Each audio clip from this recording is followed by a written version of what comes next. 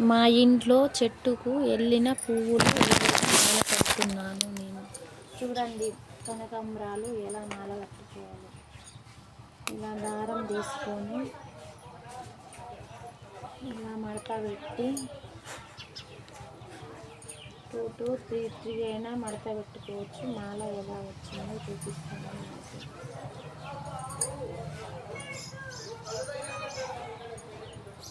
ఇలా కట్టాలి ఫ్రెండ్స్.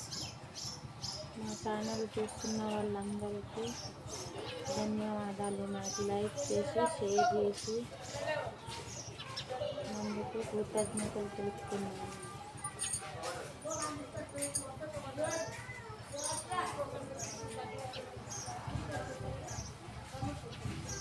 ఇలా మడత పెట్టుకోవాలి ఫ్రెండ్స్. ఇలా మడత పెట్టుకొని ఇలా చుట్టాలి 2 times. ఇలా వేయాలి ముందు, ఇలా గుంజాలి. మాల కట్టని రాని వాళ్ళు కూడా నన్ను చూసి నేర్చుకోండి ఫ్రెండ్స్, ఎలా కట్టాలని, ఎలా మడత పెట్టుకోవాలనేది ఇలా 1 తీసుకొని ఇలా మడత పెట్టుకోండి ఫ్రెండ్స్.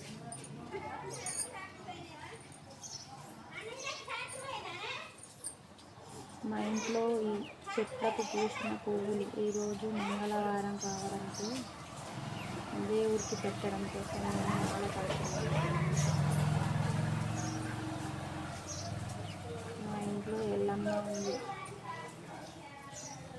ప్రతి వారం ఉన్న ఎల్లమ్మకి దీపం ఇప్పిస్తుంది.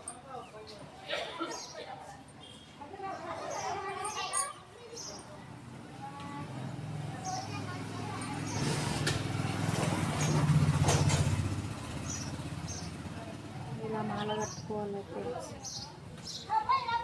ఇలా ముడి వేసుకొని ఇలా గుంజాలి.